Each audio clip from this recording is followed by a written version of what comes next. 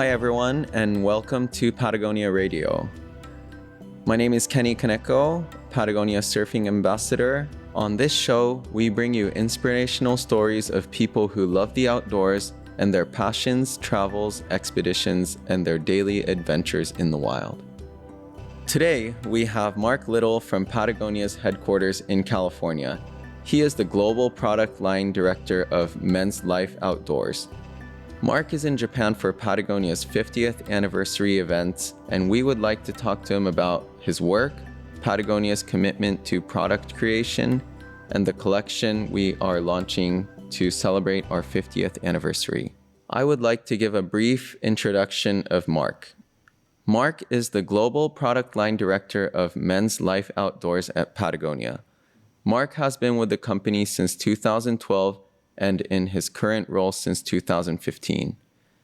Mark has over 23 years of experience in the apparel industry.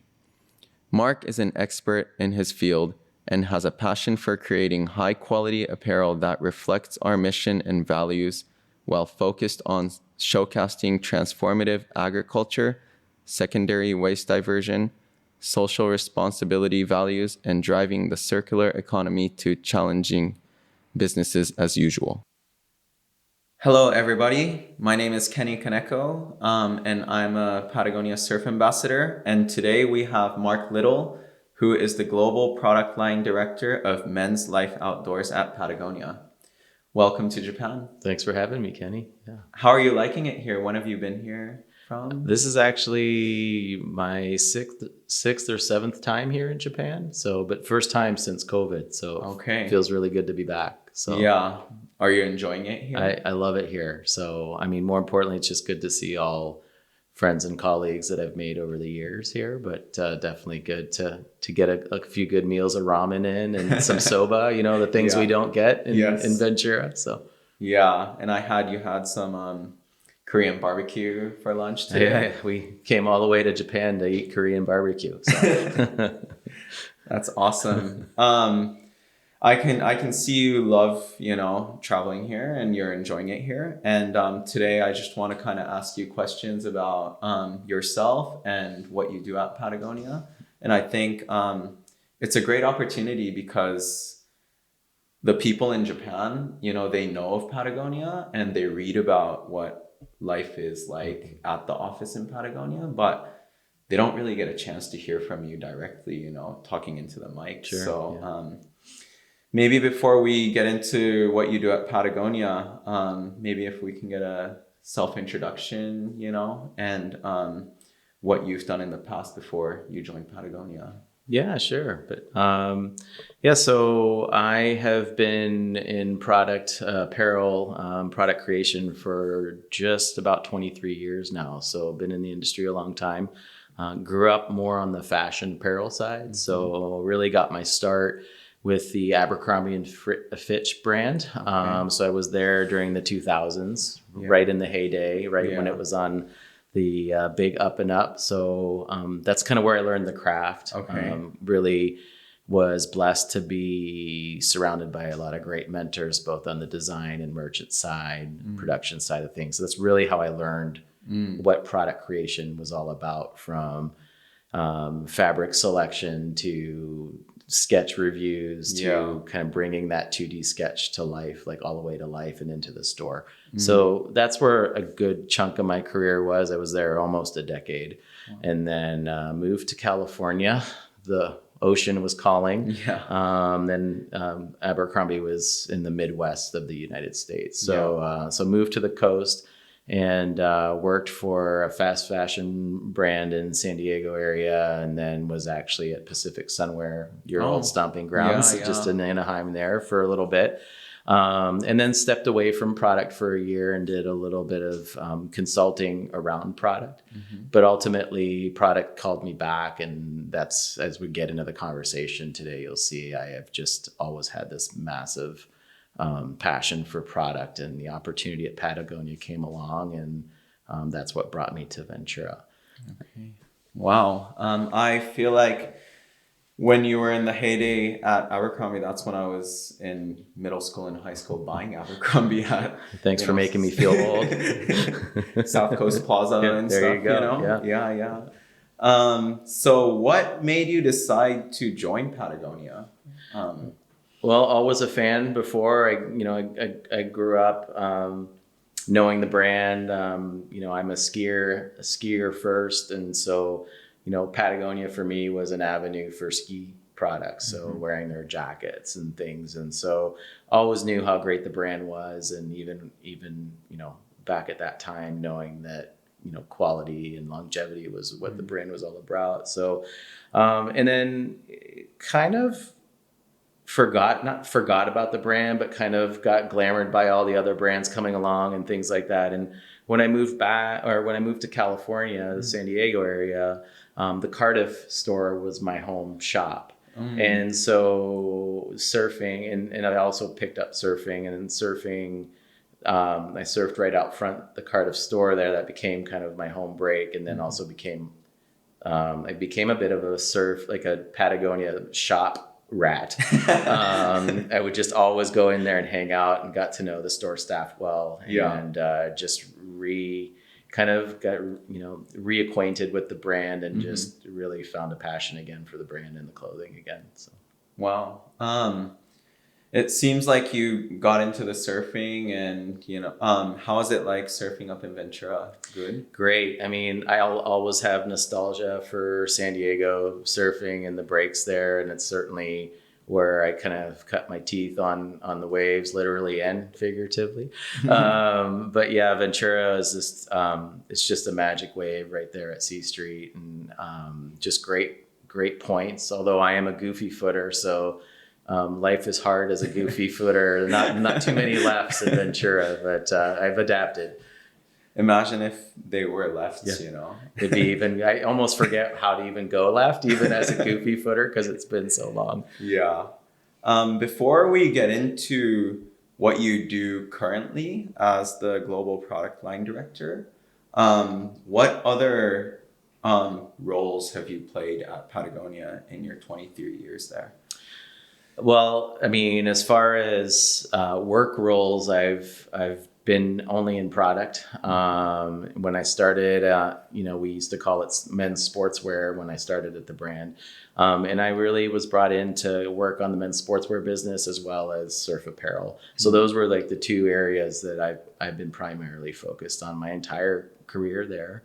And now after being there, in my 11th year, going on my 12th year, I feel like some of my role is to really help, mentor and onboard people around what the culture of Patagonia is and what we're trying to do. And, it's a different place when you come in. The way we make decisions around business is very different than traditional commerce. So sometimes it takes some it's okay. Like, you can make these unorthodox decisions. It's really embraced here. So those are some of the things, but primarily for me, the role is focused on product. So for instance, for me and the listener, how was it different, or how is it different? I think that the biggest thing is when you think about the mission statement, it's not just a line, we're in business to, save the home planet. It isn't just, a tagline for us or a marketing campaign. You'll find internally every single person that comes to work at Patagonia, just really all their actions day in and day out about how they approach their job and what they're doing, is centered and focused on that. And I think, for the listener, some small examples are just traditional type. We're a business and we still have metrics and revenue and margins to hit, but we have the autonomy to maybe make decisions in a bit of an unorthodox way, meaning sometimes we'll take a margin hit or, walk away from revenue because it's not the right thing to do for the environment. So all of a sudden your decision tree becomes a little bit different than just driving sales and driving margins and earning per share. And so I think that's the biggest difference. And that takes some adjustment, when you're coming from a, more traditional corporate, environment where you're just getting hammered for earnings per share, and you come to Patagonia and it's okay to, take a small margin hit to support fair trade certification, and you're celebrated for it. All of a sudden you're like, wait, where am I? So does, how everything work at Patagonia, does it fit in with your values as an individual? Yeah, 100%. And I think that's one of the things that drew me to the brand. I honestly never thought I was going to leave San Diego. We were just super happy down there and loved it. Yeah. But the pull of Patagonia and the mystique of it is what drew me up there to go explore it. And certainly well aligned from a core value set on how I want to live my life, and my beliefs around climate change and wanting to protect the environment. And I was born in Canada and was very privileged to be able to have access to the outdoors and freshwater lakes. And I know you're an outrigger guy, but I did more traditional, canoe paddling, but just in and around lakes and stuff. As a kid in the woods, climbing trees, getting lost, exploring nature. And I think that was really fundamentally where my passion for nature and outdoors and the environment is. And then I grew up, for me, skiing is my primary sport. And I'd say I'm mediocre at a lot of things, but skiing I was good at. And so, it made a lot of sense to come somewhere that really embraced getting outside, but also protecting the places we love. Yeah. So working at the other apparel brands taught me the skills and the craft. I got to fly all around the world, seeing production and learning the craft, but also seeing the dirty side of fashion. And so coming to Patagonia, I could really come somewhere where I felt like I could actually use my skills for good. It almost sounds like a superhero movie, but using my skills for good. And so that's where I think it just was a match made in heaven. And here I am almost 12 years later. So it sounds like, the perfect job for everything you've been through. And I guess I kind of want to jump into your current role now as the global product line director of Men's Life Outdoors. Sounds like a huge title, but mouthful. Yeah. What is it that you and your team do from day to day? Yeah, so I'm very fortunate to work with a very amazing, talented cross-functional team that really embodies the product creation side of the business. So my role is kind of overseeing the business of it, but also collaboratively working with design, material innovation, product development, production, textile and color. So all this entire cross-functional team together, we essentially set the shape of what the line architecture is going to be at each season, and then execute the product from conceptual all the way down to kind of delivering it in and selling it into the market. So. Wow. Sounds like a huge job still. So I want to dive into the product line and the steps you guys take when making a product or a product line. And I know the mission statement is a huge thing at Patagonia. And how do you incorporate the mission statement into products? Yeah, great question. It's a pretty daunting one, right? To say we're in business to save the home planet, and you think, okay, well, how do I impact that? But for the product creation team, it's pretty, we kind of break it down in a pretty good list of things to make sure we check off. And I think as we're embarking here on our 50th anniversary, we really kind of circled up and said, okay, how are we going to tackle product creation as we move into the next 50 years? And so we really talked a lot about what were the good things that we've learned over the last 50. Let's take those with us for the next 50. And then what were some of the things we learned that we don't need to take with us and leave those in the past. And I think product creation, especially at Patagonia, you always have to have an eye on the horizon, and also have one in the past, so you can know where you came from, but also look to the future and know where you're going. If we're always just looking to the past, then we're going to not learn. We're not going to progress. We're going to become, maybe stuck as a heritage brand or something like that. Mm-hmm. And I think for us, the climate crisis is way too critical for us to not look to the future and kind of continue to evolve how we want to tackle product creation. And as we kind of came through these conversations, really challenging ourselves each season for like, what do we really need? What problem are we solving when we create a product? Mm-hmm. Knowing that our resources are so critical, and that we're going to use precious resources to create product, let's really make sure the product is a necessary one to have. Mm-hmm. So that's like the baseline of any line architecture.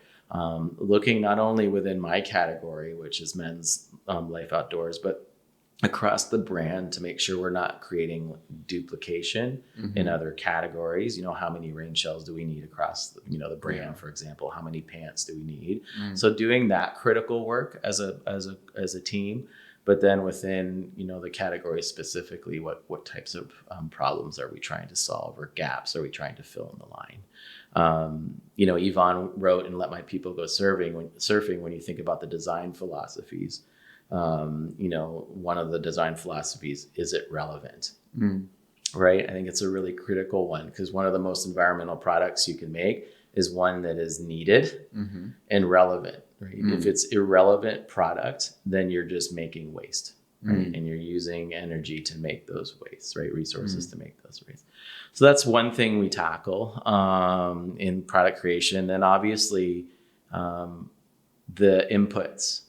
Right? So, I spoke a little bit about this in another interview recently that talked about, for me, I don't think me as a product person at Patagonia, I'm going to change anybody's consumption habits. I think it's impossible. People are going to consume, but where we feel strongly is that we can maybe influence people on how they consume and what they consume.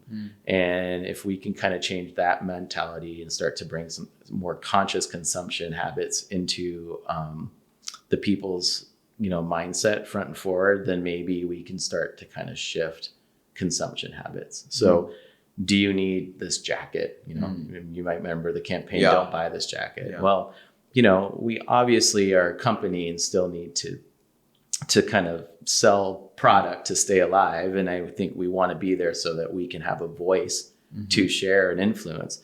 But we're really trying to challenge consumers on, hey, buy what you need. If it breaks, fix it.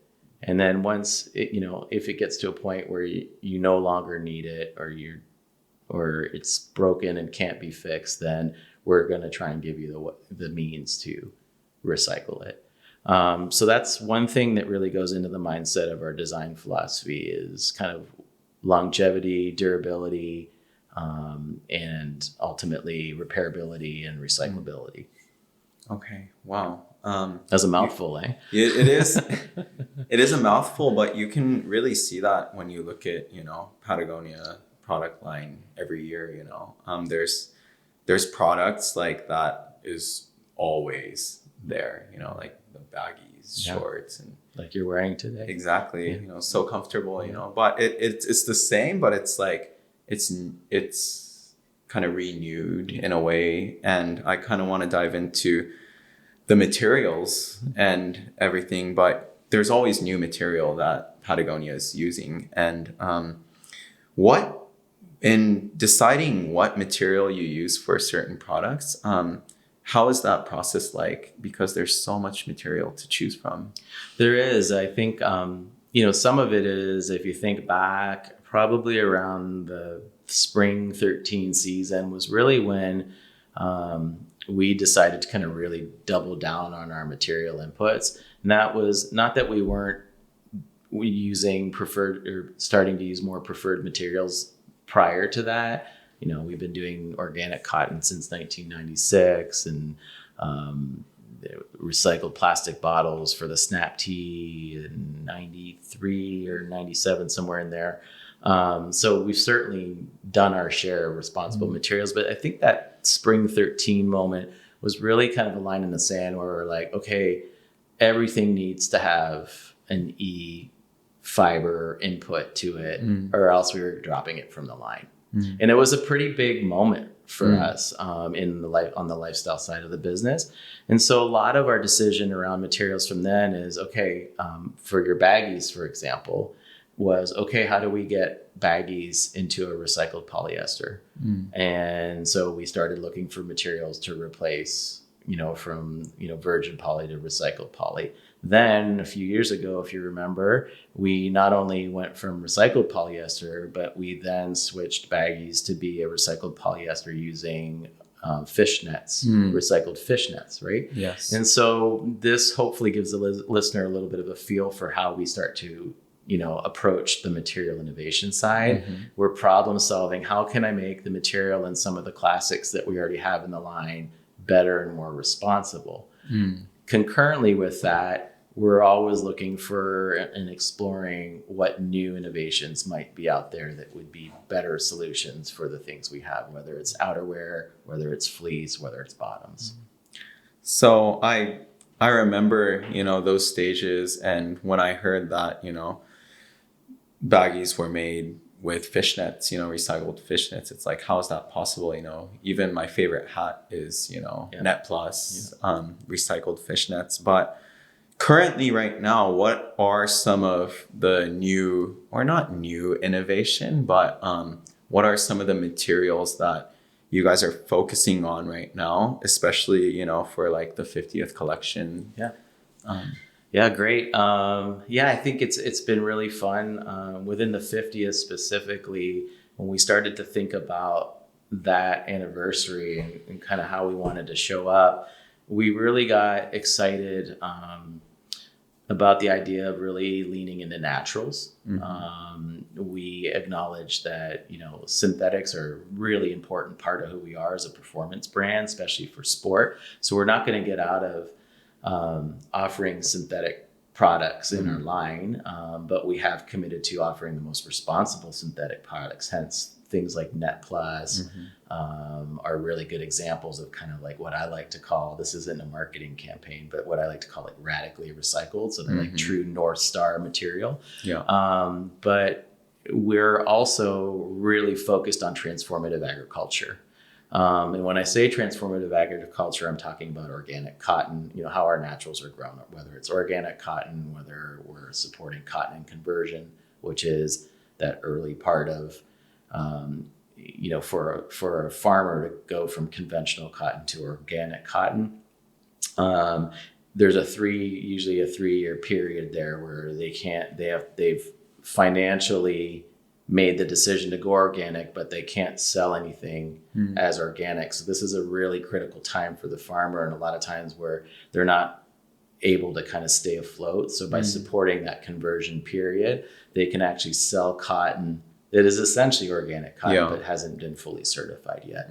Our hopes are that by supporting that initiative, we'll start to be able to shift the needle to get more organic cotton farmers out there, get more farms to convert. So that's been a fun one. And then obviously on the other end of the spectrum, regeneratively grown organic cotton, which is kind of the North Star of that transformative ag, which we piloted and ultimately now have as a full-fledged part of our line in certain places.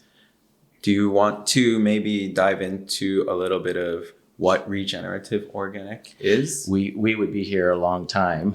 Maybe the one minute explanation for the listeners. I mean, at the end of the day, the very quick cliff notes to people. Do we have cliff notes in Japan? Yeah. Okay. The cliff notes are like easy, quick summary of regenerative organic cotton is it's everything organic cotton is. So no chemicals used, but it's essentially an elevated standard, which actually starts to incorporate social as well as animal welfare into the mix. So it becomes this even stronger, more elevated way to manage your cotton crops. Okay.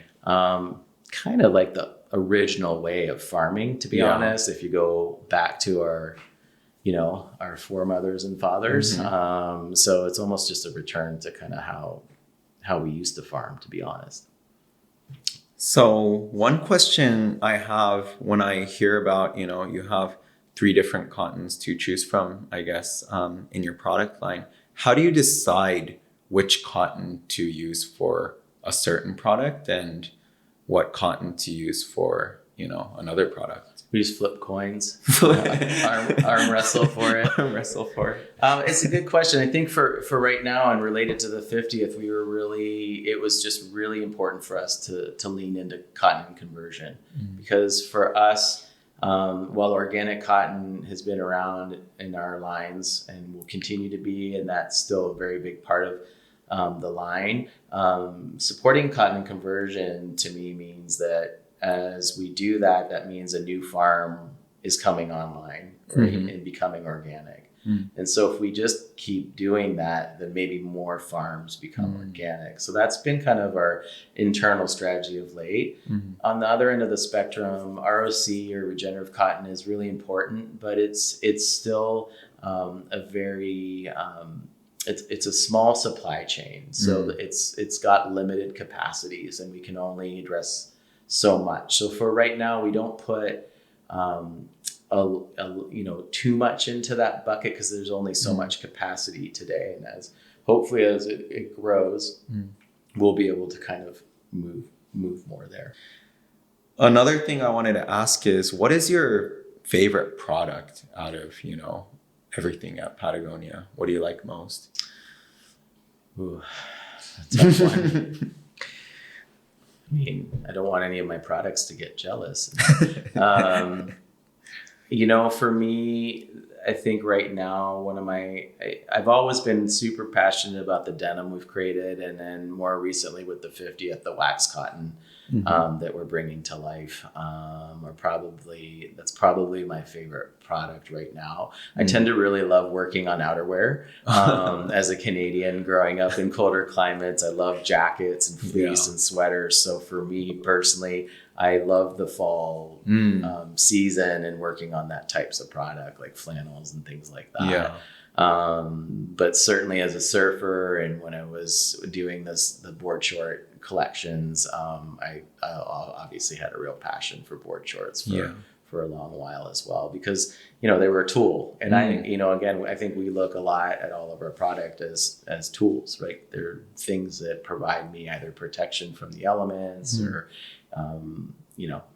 or kind of facilitate the sport you're participating in or getting outside.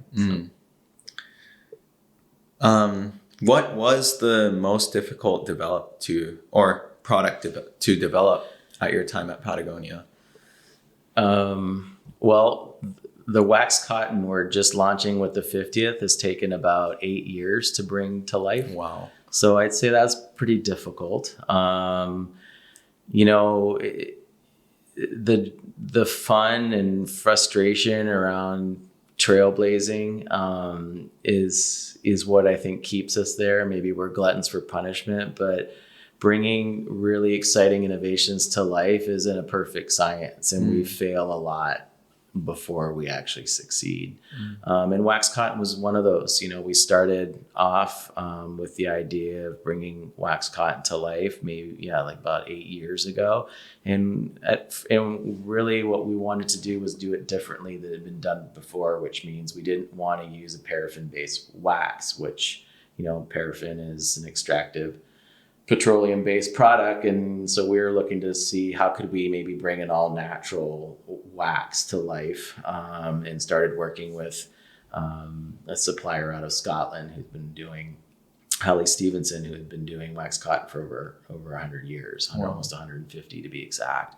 And so we started working with them on that, but we really started in the realm of beeswax, and that was really crunchy, really stiff, just didn't really kind of lend itself. So we kept going back to the drawing board trying to blend that. Then ultimately we moved completely out of beeswax and started using more plant-based oils like olive oil, sunflower oil and castor bean, and that's ultimately the final formula that we landed on. And so that was like, between that and the base cloth that we were going to apply the wax to, that was 8 years of work, which was quite a journey and a lot of fun. I think we tried to launch wax cotton a couple times before and it's fallen out. And I think that's ultimately what happens. There's just products that you're hoping you're going to launch. Net Plus is another really nice example. We came out big with Net Plus in its launch season and converted all of our baggies to Net Plus. But recycled fishnets is a very specialized supply chain and source, right? Yeah. Getting that. And we learned quickly that, it wasn't easy to go get all this fishnets and like gather it, bale it, import it into another country, being Vietnam in this case, who was going to create the fabric, learning about permits that you need to get to bring stuff into another country. So we actually had to like revert back to recycled polyester for, we'd gone and launched baggies and Net Plus and then had to revert back to non-Net Plus. And now we're heading back to Net Plus again. Wow. So I think it's just to share with the listeners that there's no perfect science to this. And while progress, sometimes you can take a step forward and sometimes you can fall back. It's just committing to figuring out how we can get there eventually. It sounds like connection between the wax cotton and the Net Plus is, even if it's not working out, you guys keep coming back, you don't give up on it. Yeah. And I think that's being persistent is super important, because maybe at another apparel brand, because you're spending too much time on something that's not delivered on the table, you would have to cut that project or something. But I think at Patagonia, it really shows the commitment to environment. Yep. Yeah. Yeah, I agree. Yeah, and my daughter loves the Net Plus book. Oh, fun. Yeah. Yeah. And the ones we have in Japan is Spanish and Japanese. And she always asks me to read it in Spanish, but I don't speak Spanish. So can you tell me a little bit more about the 50th collection? Yeah, I would love to. This was a fun one to work on. And really, as we came into the 2023 product season, both spring and fall, really kind of wanting to look at how we were going to approach our 50th anniversary. Most of the listeners, I'm sure, remember the 40th Legacy collection, which was a real celebration of our 40 year, but we didn't really necessarily want to come at it with like a specific collection like that was, a celebration of 40. We really wanted the 50th to have a little more meaning to it, in the sense of it embodying more about where we're heading in the next 50 as far as how we were going to tackle product creation. And so this collection came to life really rooted in natural fibers, but it kind of came to life as what we were calling natural icons. And we talked a little bit earlier about looking to the past for inspiration and what that might mean for going into the future.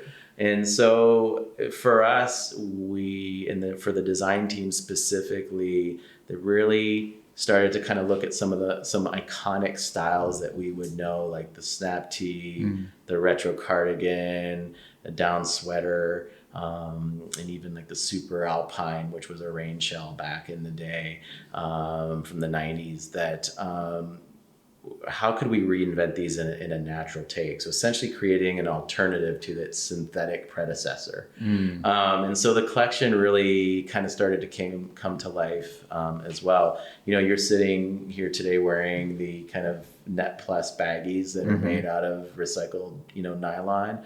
Well, in the spring portion of the 50th celebration, which is going on right now, we launched the Fun Hoggers collection. And the Fun Hoggers collection was really rooted in creating an all-natural baggy, short and pant, and ultimately anorak, all in cotton conversion. We started to play around a little bit with undyed for the first time. So there's a colorway within that collection that is completely undyed. And this starts to really embody how we're thinking about product into the future. How can we use product that's maybe leveraging less resources, or that comes more responsibly made in the sense of supporting transformative agriculture in this way. Now, as we fast forward into the fall season, some of those products I mentioned to you a little earlier start to come to life in an alternative to its synthetic predecessor. So we have a cotton down jacket in the collection that is essentially an all natural version of our down sweater, made with cotton and conversion canvas for face and liner, and then we use recycled down for the insulation package. We talked about wax cotton again, so here's an alternative to a synthetic rain shell using all natural fibers for the base cloth, which is cotton and conversion, and then treating it with a plant-based wax that comes from food industry waste for the protection. And then maybe lastly, not to get through the whole collection, but we all know and love the snap tea. We've been making the snap tea out of recycled plastic bottles since we started it. And there's a really cool iteration of the snap tea in this collection that's made with recycled wool and recycled cotton. So, just a few kind of icons of the past that are coming to life, reinvented in a more modern, definitely more responsible way. So I have to ask you, how does a cotton rain jacket work? Does it work or? Yeah. So wax cotton's been around for well over 100 years. It came from, a long time ago from fishermen using sailcloth to protect themselves. And it's been around ever since. I mean, you're probably familiar with brands like Barber and Filson, who, Barber is probably the most well-known for wax cotton. And even the royals have been wearing wax cotton to do their hunting expeditions for as long as I can remember, right? As recently as Queen Elizabeth, still wearing wax cotton until she passed. So this is a great evolution of that, because what you see in the market right now is predominantly, I'm not going to say every brand, but most predominantly is done with conventional cotton and paraffin-based waxes.